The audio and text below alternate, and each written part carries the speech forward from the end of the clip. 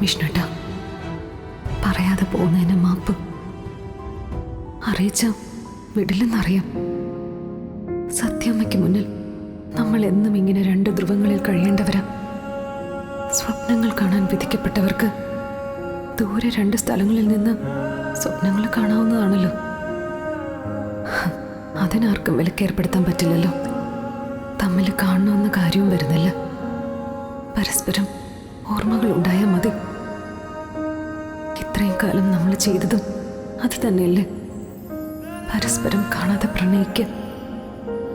ഇങ്ങനെ ഒരു യാത്ര പോകുന്നുണ്ടെങ്കിലും എൻ്റെ മനസ്സ് മുഴുവൻ വിഷ്ണുവേട്ടൻ്റെ അടുത്ത്. എനിക്കെൻ്റെ ശരീരം മാത്രമേ ഇവിടുന്ന് കൊണ്ടുപോകാൻ പറ്റുന്നുള്ളൂ. മനസ്സ് എത്ര കെട്ടിവലിച്ച് നോക്കിയിട്ടും പറ്റുന്നില്ല.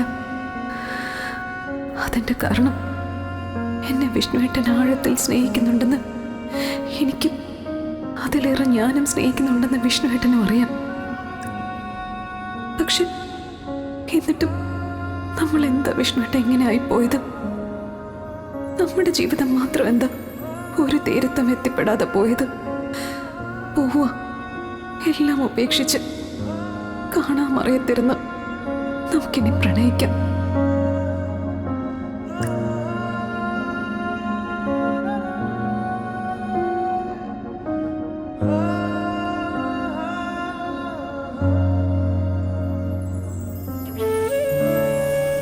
പാവം, ടൂറ് കഴിഞ്ഞ് തിരിച്ച് നാട്ടിലേക്ക് പോകുന്ന പ്രതീക്ഷയിലാ സത്യം ഇരിക്കുന്നത്.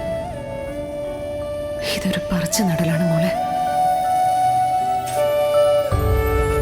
മറ്റൊരു നാട്, നാട്ടുകാര്, മറ്റൊരു ഭാഷ, എല്ലാം മുന്നിൽ നിന്ന് തുടങ്ങണം.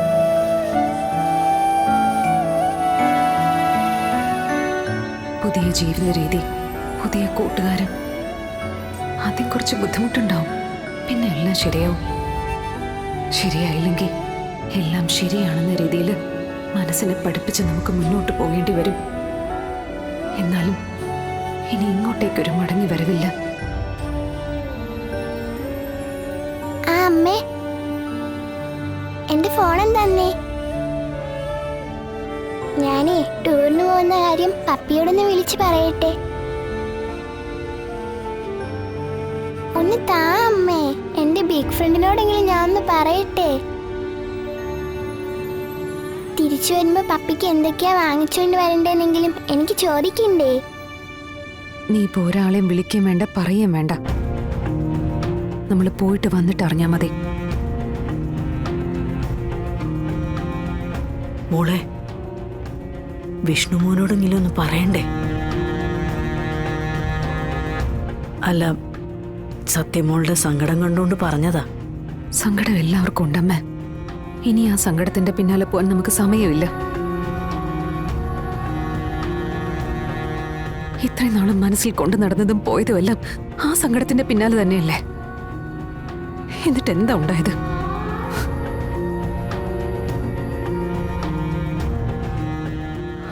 അതുകൊണ്ട് ഇനി ഒരു മറു ചിന്തയില്ല. തീരുമാനിച്ചതുപോലെ തന്നെ നടക്കും.